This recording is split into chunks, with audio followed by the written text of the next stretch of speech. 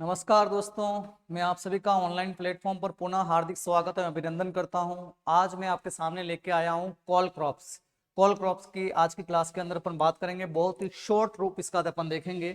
तो call crops की बात करें तो कौन कौन सी क्रॉप्स इसके अंदर आती है। तो सबसे पहले कॉल क्रॉप से तात्पर्य होता है यह सर्द ऋतु की फसलें होती है, अर्थात इनको रबी सीजन के अंदर उगाया जाता है। ये आपको सबसे पहले ध्यान होना चाहिए, यानी ठंडा वातावरण चाहिए। कोल्ड का अर्थ ही होता है कोल्ड क्लाइमेट। कैसा क्लाइमेट चाहिए इसको?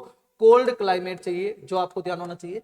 इसके बाद इनका कुल जो है कृषि फेरी, जिसे ब्रेशिकेसी के नाम से भी जानते हैं, इस कुल से ये संबंध रखता है। और कृषि फेरी या ब्रेशिकेसी का जो फल प्रकार होता है उसे सिलिकुआ के नाम से जानते हैं, ये भी अपने को ध्यान होना चाहिए। इसके बाद इसमें प्रोटोगाइनी यानी कि मादा जनन अंग जो है वह पहले परिपक्व हो जाते हैं, ये भी आपको ध्यान होना चाहिए।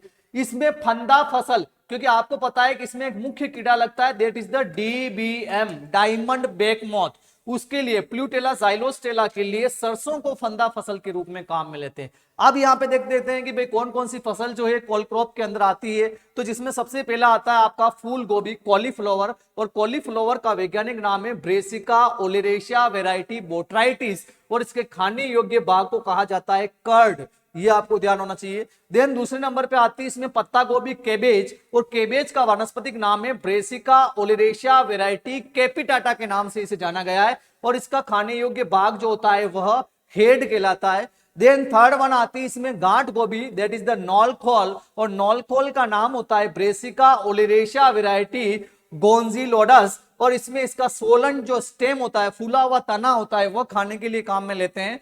देन आता है ब्रोकली, और ब्रोकली की बात करें तो इसका वानस्पतिक नाम है ब्रेसिका ओलेरेशिया वेराइटी इटेलिका, और इसमें खाने योग्य भाग जो होता है वह इसका हेड होता है। देन बात करते हैं अपन ब्रुसेल स्प्राउट्स की, तो इसका वानस्पतिक नाम है ब्रेसिका ओलेरेशिया वेराइटी जेमिफेरा, और इसमें इसका फूल कलिका जो होती है वह खाने के रूप में काम में ली जाती है। देन लास्ट वन आता है केल, और केल की बात करें तो इसका वानस्पतिक नाम है ब्रेसिका ओलेरेशिया वेराइटी एसिफेला, जो इसका वानस्पतिक नाम है। इसकी पत्तियां और इसका तना जो होता है वह खाने के रूप में काम में लेते हैं। तो ये सारी जो है कॉल क्रॉप्स हैं जो सर्दी ऋतु के अंदर, रबी ऋतु के अंदर इनको लगाया जाता है। अब इसमें से कौन कौन सी कॉल क्रॉप की और क्या विशेषता है, तो यहां पे अगर अपन देखें तो अपना जो ये ब्रुसेल स्प्राउट्स और जो नॉलखोल और ब्रुसेल स्प्राउट्स की बात करें, यानी कि इस नॉलखोल की बात करें या ब्रुसेल स्प्राउट्स की बात करें, तो ये दोनों बाइनियल है। कैसी है? बाइनियल है,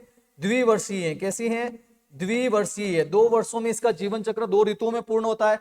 जबकि ब्रोकोली जो होती है यह एन्युअल भी होती है एंड बाइनियल भी होती है। तो ये आपको ध्यान होना चाहिए। Knolkhol and then the Brussels sprout जो होती है वो बाइनियल होती है। इसके अलावा ब्रोकोली जो होती है वो एन्युअल भी होती है और आपकी बाइनियल भी होती है, ये आपको पता होना चाहिए। इसके बाद ब्रुसेल स्प्राउट्स को जो है मिनी कैबेज के नाम से भी जानते हैं। तो आपको पूछ ले भाई मिनी कैबेज किसको कहा गया है, तो यह ब्रुसेल स्प्राउट्स को कहा गया है। लेकिन अपने हिसाब से एग्जाम पॉइंट ऑफ व्यू से जो सबसे ज्यादा इंपॉर्टेंट है वह है फूल गोभी और पत्ता गोभी। फूल गोभी और पत्ता गोभी के केस में अपन इन डिटेल से बात करेंगे कि इसमें क्या क्या होता है। तो शुरुआत करते हैं अपन इसमें आगे। नेक्स्ट वन आता है अपना फूल गोभी। फूल गोभी में अपन बात करें तो सबसे पहले इसके किस्मों की बात होगी। अगेती किस्में, अर्ली वेराइटी इसकी कौन सी है? पूसा दीपाली या पूसा केतकी। काफी इंपॉर्टेंट है पूसा केतकी, क्योंकि पूसा चेतकी इसकी नहीं है, वह जो है आपके मूली की है। पूसा केतकी इसकी एक वेराइटी है। देन मध्यम किस्मों की बात करें, पूसा अगनी हो गई, पूसा हिमज्योति हो गई। देन आता है इसकी पछेती किस्में, पूसा स्नोबॉल। और इवन अपन जानते हैं कि फूल गोभी के अंदर एक प्रक्रिया जिसे अपन बोलते हैं ब्लांचिंग, क्या बोलते हैं? ब्लांचिंग बोलते हैं। कर्ड को सूर्य की धूप से बचाया जाता है ताकि उसका रंग जो है बदले नहीं, वो पीला नहीं पड़े, उसे ही ब्लांचिंग कहा गया है। और फूल गोभी में जो पछेती किस्में होती है वे सारी की सारी सेल्फ ब्लांच्ड होती है, यानी उसमें ब्लांचिंग जो होती है स्वतः हो जाती है, यानी पछेती किस्मों में ब्लांचिंग करने की आवश्यकता नहीं पड़ती है। यह आपको ध्यान होना चाहिए। इसके बाद इसमें फूल गोभी में कर्ड का इनिशिएशन होने के लिए तापक्रम कितना चाहिए? 17 से 20 डिग्री सेंटीग्रेड तापमान चाहिए। इसके बाद इसमें स्पूपिंग क्या होती है? तो स्पूपिंग का अर्थ होता है कर्ड के मध्य वाले भाग को हटाना ताकि पुष्प कलिकाएं आसानी से निकल पाए। देन अपन बात करते हैं इसकी बीज दर, तो अगेती में 500 से 700 ग्राम बीज दर रखते हैं और पछेती में 350 से 400 ग्राम बीज दर इसकी रखी जाती है। पुष्पक्रम जो होता है इसका रेसिमोज होता है। अब यहाँ पे आपको ये ध्यान रखना है कि जो आपकी बीज दर जो है अगेती और पछेती की जो अपन फूल गोभी में रख रहे हैं, यही बीज दर जो है किसमें रखी जाती है, पत्ता गोभी में भी रखी जाती है। ये भी आपको मालूम होना चाहिए, फूल गोभी और पत्ता गोभी में बीज दर सेम होती है। तो इस स्लाइड में से कौन कौन सा आपके लिए इंपॉर्टेंट है, एक तो पूसा केतकी आपके लिए इंपॉर्टेंट है जो आपको ध्यान रखनी है। पूसा स्नोबॉल जो स्व ब्लांच्ड होती है, यानी ब्लांचिंग करने की आवश्यकता इसमें नहीं होती, सेल्फ ब्लांच्ड होती है। देन कर्ड आरंभन के लिए तापक्रम कितना चाहिए, 17 से 20 चाहिए। ब्लांचिंग की प्रक्रिया क्या होती है, जो अगेती किस्मों में और मध्यम जो किस्में हैं उसमें की जाती है। स्कूपिंग क्या होता है, मध्य वाले भाग को हटाना ताकि पुष्पकलिकाएं आसानी से निकल पाए। और बीज दर इसमें कितनी रखते हैं, फूल गोभी और पत्ता गोभी। ये पॉइंट तो आपको किसी भी हालत में याद रखने हैं। देन द नेक्स्ट वन अपन इसमें बात करें कि फूल गोभी के कार्यकी विकार कौन से होते हैं, फिजियोलॉजिकल डिसऑर्डर। वैसे बहुत सारे होते हैं लेकिन सबसे ज्यादा इंपॉर्टेंट कौन कौन से हैं, तो रिसीनेस। रिसीनेस का यह अर्थ है कि वो जो कर्ड है उसका जो वो है उसका ढीला हो जाना एक प्रकार से, और यह होता है अधिक नाइट्रोजन की वजह से हो सकता है, अधिक आर्द्रता की वजह से हो सकता है, अधिक तापमान की वजह से हो सकता है। बटनिंग, बटनिंग यानी बटन जैसा, कैसा हो जाना, बटन जैसा, यानी कर्ड जो है वो बटन जैसा हो जाता है। यह नाइट्रोजन की कमी की वजह से हो सकता है, छोटे आकार के कर्ड का बनना होता है। होलो स्टेम यानी खोखला हो जाना अधिक नाइट्रोजन व बोरोन की कमी की वजह से होता है। देन बुरापन जो होता है वह बोरोन की कमी की वजह से हो सकता है। और सबसे इंपॉर्टेंट व्हीपटेल बीमारी जो अक्सर एग्जाम में पूछी जाती है, यह मोलिब्डेनम की कमी से होती है और अम्लीय मृदा में इसका प्रकोप ज्यादा होता है। तो इस स्लाइड में से कौन कौन सा जो है सबसे ज्यादा इंपॉर्टेंट है, एक तो बटनिंग सबसे ज्यादा इंपॉर्टेंट है और दूसरा व्हीपटेल। ये दो डिसऑर्डर तो आपको किसी भी हालत में याद रखने जो अक्सर एग्जाम में पूछे जाते हैं।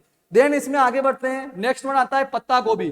केबेज की बात करते हैं तो केबेज में इसकी अगेती किस्मों की बात करें तो golden acre, pride of India, और आपको पता है pride fruit of India, pride fruit of India आम को कहा गया है, और प्राइड ऑफ इंडिया जो वैरायटी है यह आपकी पत्ता गोभी की है। देन द अगस्त और सितंबर ये इसकी अगेती वैरायटियां हैं। पछेती किस्मों की बात करें इसमें पूसा मुक्ता आती, और पूसा मुक्ता जो होती है इसमें विल्ट रोग प्रतिरोधी होती है। हेड बनने के लिए, इसमें हेड बनने के लिए उपयुक्त तापमान 15 से 20 डिग्री सेंटीग्रेड है। हेड जो है किसका रूपांतरण है, इसकी पत्तियों का रूपांतरण होता है। इसके बाद इसमें एक एंटी कैंसर, कैंसर प्रतिरोधी जो गुण पाया जाता है इसमें, वह किसकी वजह से पाया जाता है, इंडोल 3 कार्बिनोल नाम का रसायन जो है पत्ता गोभी के अंदर पाया जाता है। साउर क्राउट एक काफी इंपॉर्टेंट है जो पोस्ट हार्वेस्ट से या अपन कहें कि प्रोसेसिंग से इसका एक उत्पाद तैयार किया जाता है, जो सामान्यतया व्हाइट केबेज, सफेद केबेज से बनाया जाता है। श्रेडेड केबेज होती है उससे साउर क्राउट तैयार होता है। देन द पुष्पक्रम जो होता है इसका केटकिन कहलाता है। देन द बोल्टिंग, बोल्टिंग में क्या होता है, हेड से पहले डंठल का निकलना, और डंठल के निकलने से क्या होगा, बीज का निर्माण शुरू हो जाएगा। और आपको पता है सीधे बीज का निर्माण होने लग जाएगा तो आप गोभी को खाने के लिए काम में नहीं ले सकते। और ये किसकी वजह से हो सकता है बोल्टिंग, एक तो अगेती बुआई अगर आपने कर दी उसकी वजह से हो सकता है, और एक अगर तापमान अगर अधिक रहता है तो उसकी वजह से जो है बोल्टिंग की समस्या जो है आपको पत्ता गोभी के अंदर देखने को मिल सकती है। तो कौन कौन सा पॉइंट्स इसमें सबसे ज्यादा इंपॉर्टेंट है जो आपको ध्यान रखना है, एक तो ये अगेती किस्में आपको सारी की सारी पता होनी चाहिए, golden acre, pride of India, अगस्त और सितंबर, और पछेती आप नहीं रहेगी चलेगा। देन हेड बनने के लिए उपयुक्त टेम्परेचर आपको ध्यान होना चाहिए। साउर क्राउट इसका बनाया जाता है, बोल्टिंग इसमें सबसे इंपॉर्टेंट प्रक्रिया होती है जो आपको ध्यान होना चाहिए।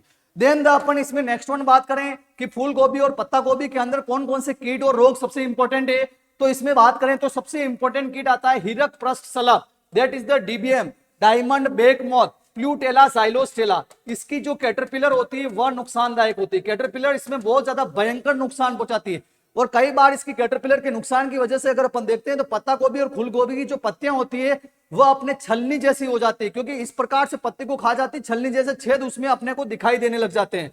और इसके नियंत्रण के लिए अपन देखें तो फंदा फसल के रूप में इसमें सरसों को काम में लिया जाता है। किसको लेते हैं, सरसों को काम में लेते हैं, यह आपको पता होना चाहिए। इसके साथ साथ अपन जो है आपको पता होना चाहिए बीटी बैसिलस थुरिजेंसिस के प्रति प्रतिरोधकता विकसित कर लिए। क्या विकसित कर लिए, प्रतिरोधकता विकसित कर लिए, किसने, डीबीएम ने। यह प्रश्न भी एग्जाम में पूछा जा सकता है। बेसिलस थुरिजेंसिस जो है वैसे बेसिकली लेपिडोप्टेरा गण के कीटों के नियंत्रण के लिए काम में लेते हैं, लेकिन यह एकमात्र ऐसा कीट है जो फील्ड लेवल पे जिसने बीटी के प्रति प्रतिरोधकता अपने अंदर विकसित कर ली। अभी वर्तमान में बीटी से आपका डीबीएम कभी भी नष्ट नहीं होगा, यह भी आपको पता होना चाहिए। देन इसमें लगती है केबेज तितली, केबेज बटरफ्लाई, पायरिस ब्रेसिकी, इसमें भी इसकी कैटरपिलर नुकसान पहुंचाती है। देन एफिड इसमें जो लगता है ब्रेविकोर्नी ब्रेसिकी लगता है, जो इसी कुल का यानी ब्रेसिक इसी कुल की फसलों के अंदर लगता है। रोगों की बात करें तो इसमें एक रोग होता है डाउनी मिल्ड्यू, यानी पत्तियों की निचली सतह पर आपको कवक की वर्दी मिलेगी, दैट इज द पेरानोस्पोरा पैरासिटा की वजह से होता है।